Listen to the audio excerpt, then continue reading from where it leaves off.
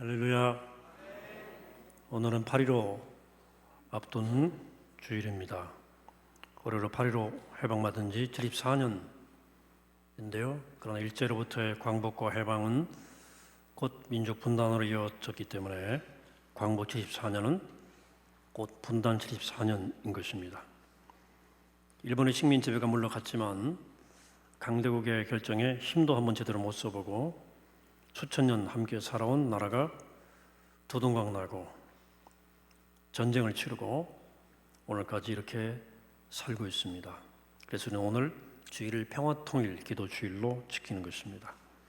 또 최근에는 일본의 경제 보복이 진행되면서 한일 관계가 급속히 악화되어서 나라의 미래가 매우 불투명한 상황입니다.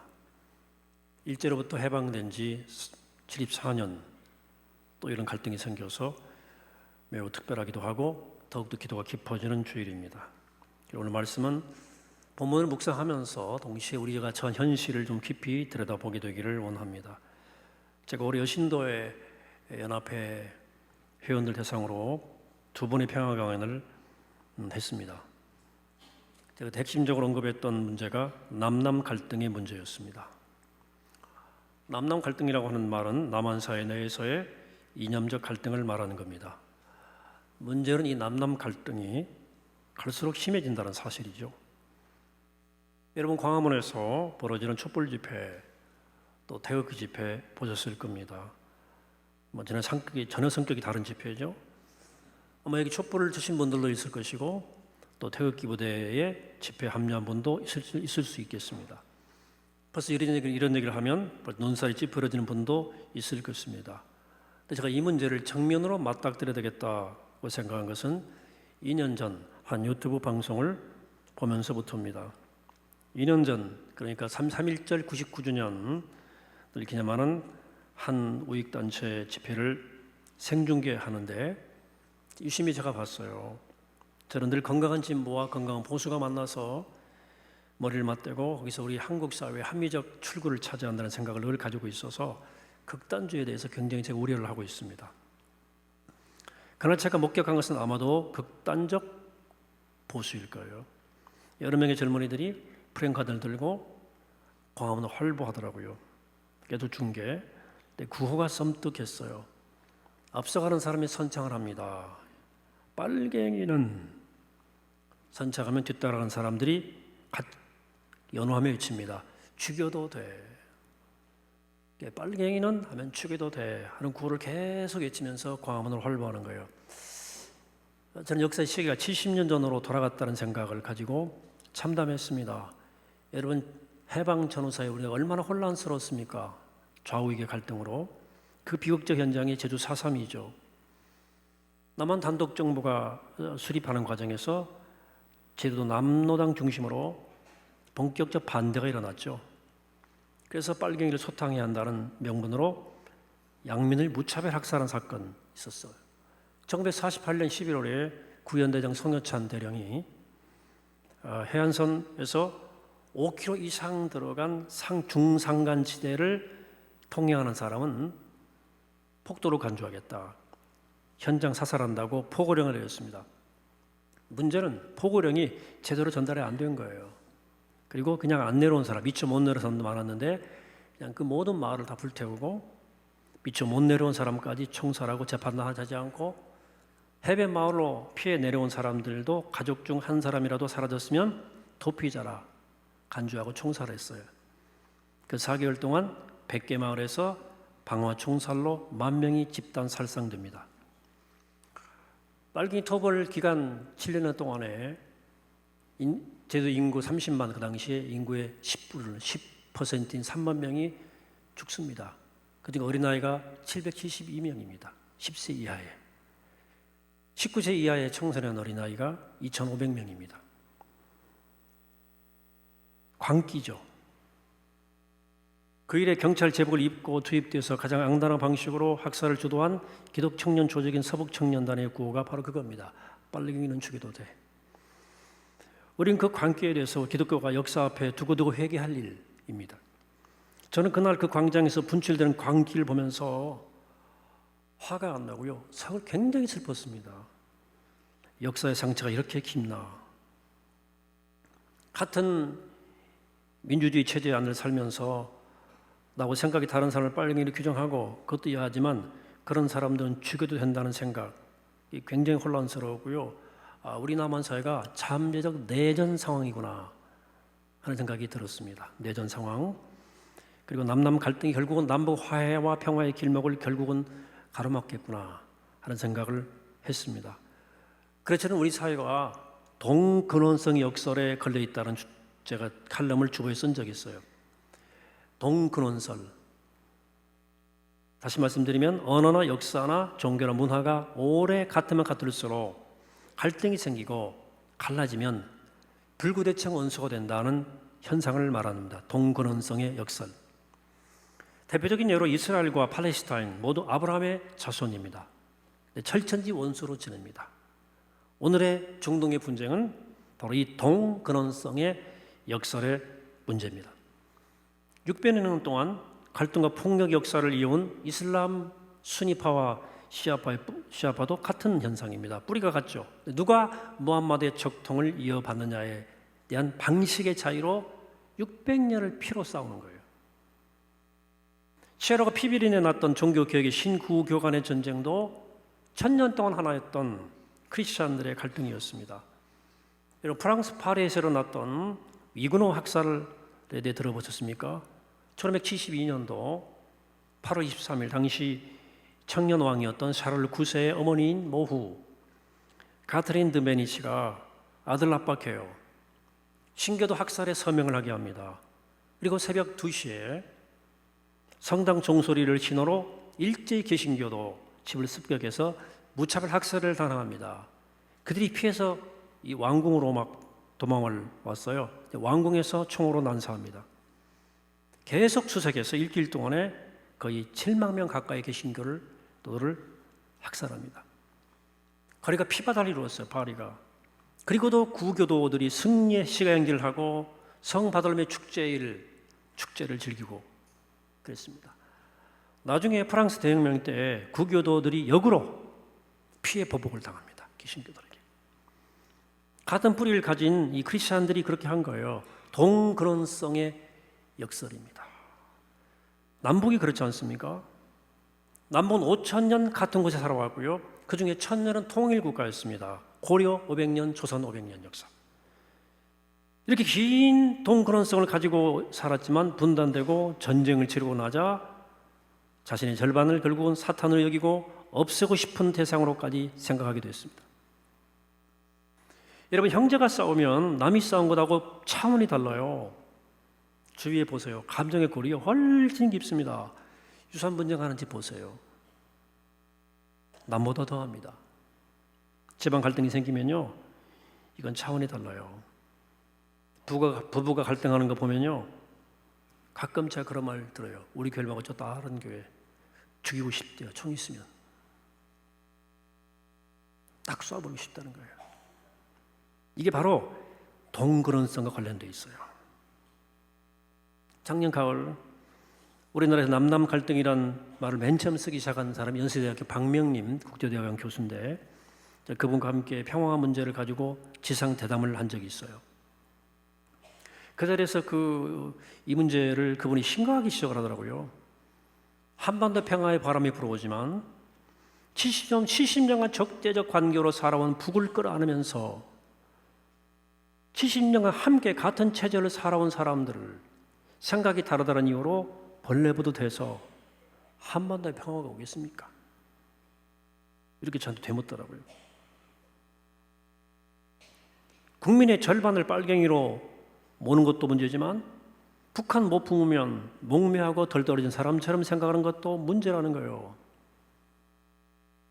북한의 공산주의 정권이 들어서면서 북쪽의 고향을 이뤄놓은 재산 다 내놓고 신앙의 자유를 찾아 눈물로 머금고 남으로 내려온 사람들의 그 정서를 가볍게 여기면 남남 갈등을 절대로 극복 못합니다. 그렇게 얘기하더라고요. 교회가 이 일 앞에 화해의 다리가 되어야 됩니다. 주장을 저한테 진지하게 하는 거예요. 저는 그 이야기에 공감하면서 우리 교회 평화강연 얘기를 좀 들려줬어요. 우리 교회가 지금 18회째 평화강연 하고 있는데요. 그중에 제가 개인적으로 굉장히 마음에 울림이 있었던 얘기는 서광선 목사님과 김상근 목사님의 개인적 히스토리입니다.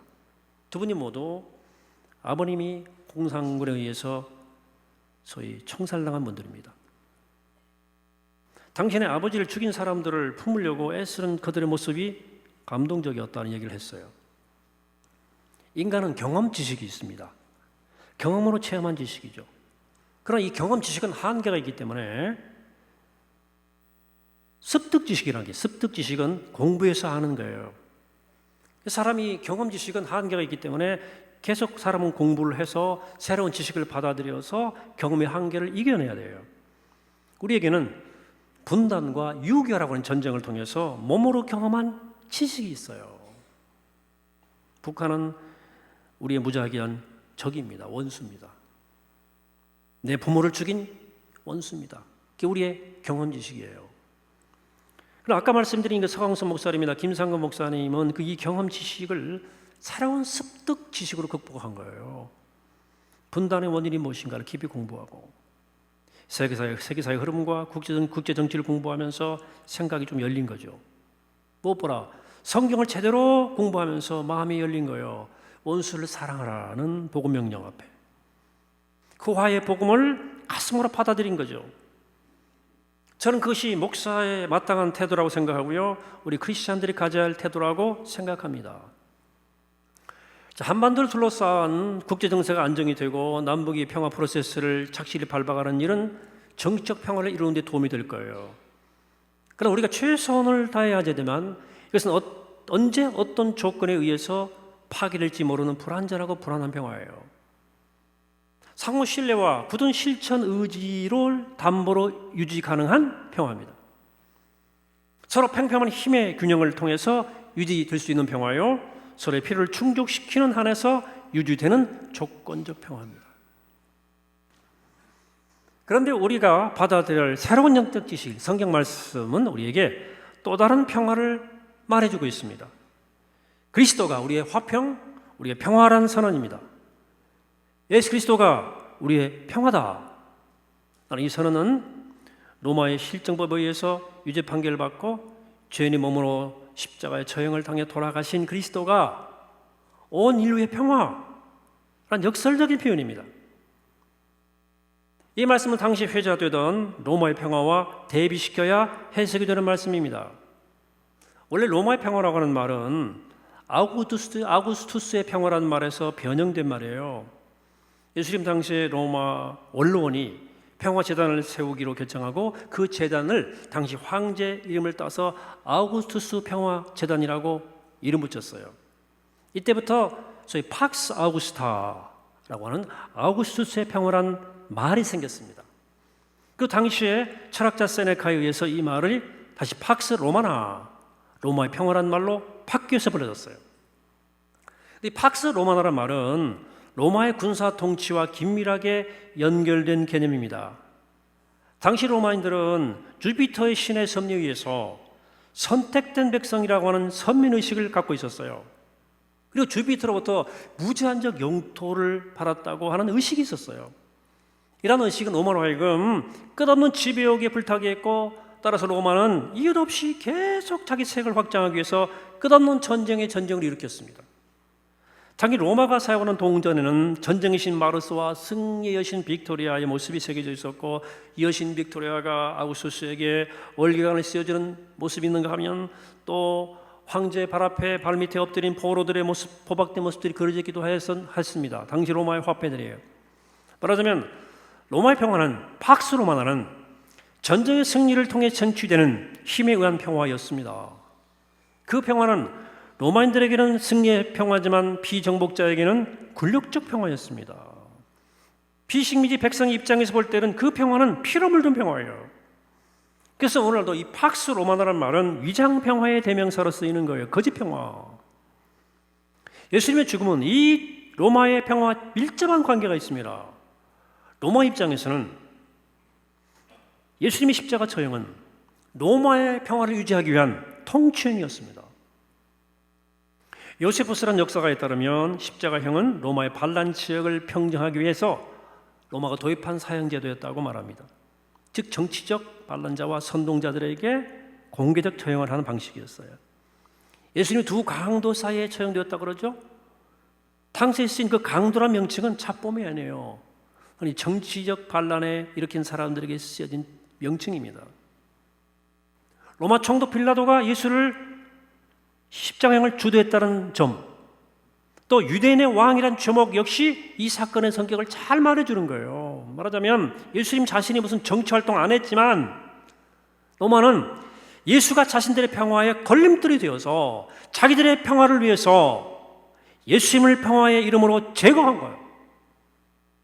그런데 이렇게 평화의 이름으로 폭력이 희생물이 된 예수님이 역설적으로 화해와 평화를 이루었다는 거예요. 이 예수님의 평화는 팍스 로마나처럼 강자가 약자를 누르고 더 이상 반항할 수 없는 상태에서 조성된 거짓 평화가 아니고, 예수의 평화는 자기 희생을 바탕으로 용서 화해를 통해 폭력과 보복의 악순환의 거리를 끊어버리는 데서 오는 샬롬 평화라는 거예요.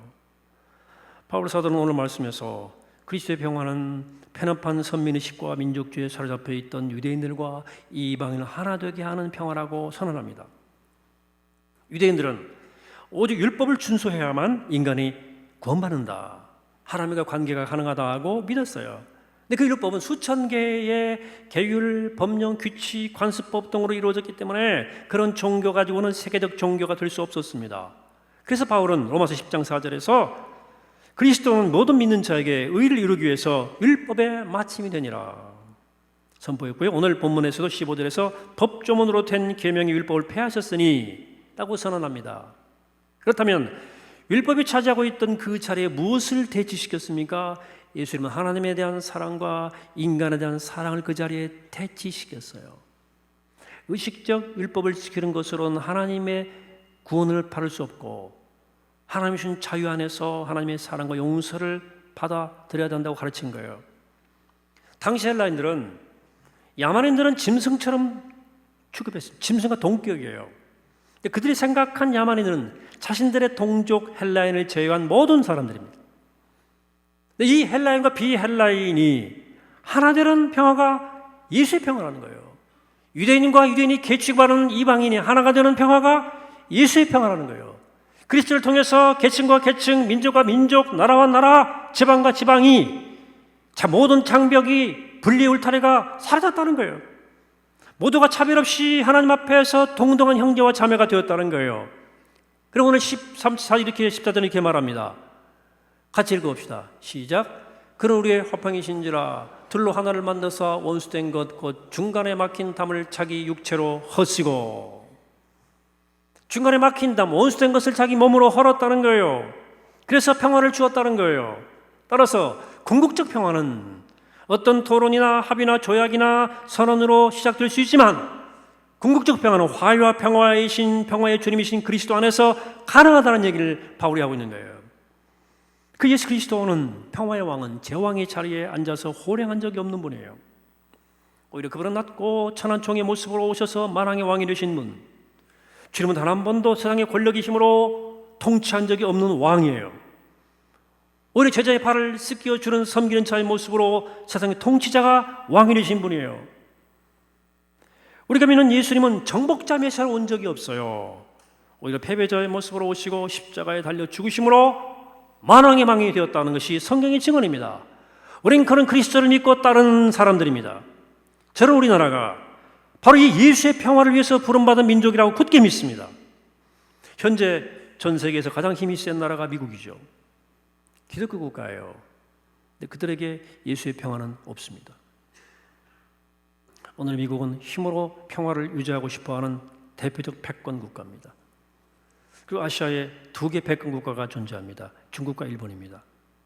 중국은 언제나 자신들이 세계 중심이라 생각합니다. 오래됐어요. 중화예요. 우리가 중심이다. 일본은 섬나라지만 야심차게 대륙을 지배할 걸 꿈꾸었던 패권 국가입니다. 지금 그 패권이 꿈틀거려요. 우리가 그 사이에 낀 나라예요. 자, 그런데 이 동북아시아의 진정한 평화, 예수의 평화를 위해서 어느 나라가 쓰임받겠습니까? 중국이에요, 일본이에요, 한국이에요? 경제적인 문제를 제가 잠깐 얘기 드리죠. IMF 통계를 보면 나프타, 북미 자유무역협정이 적용되는 북미 경제공동체 블록의 경제 규모가 전 세계 36%고요. 유럽 공동체 EU의 경제 규모가 24.7%고요. 한중일이 22.5%입니다. 중국, 일본, 한국의 경제 규모가 세계 2위, 3위, 14위예요. 근데 지역 협력체가 없습니다. 사실 한중일의 아세안과 몽골 등이 가세하면 동북아시아는 막강한 경제 공동체가 됩니다. 3대 블록이에요. 동북아시아가 열리는 거예요. 동북아시아 경제협력은 동북아시아 평화 없이는 불가능해요. 근데 동북아시아 역설이 있어요. 뭐냐면 일본 사람들이 여론조사에 보면 일본 사람들이 제일 싫어하는 나라가 첫째 북한, 둘째 남한, 셋째 중국이에요. 중국이 제일 싫어하는 나라가 첫째 일본, 둘째 남한, 셋째 북한이에요. 남북한의 공이 제일 싫어하는 나라는 어디예요? 일본이죠. 남북끼리 견원지간이죠.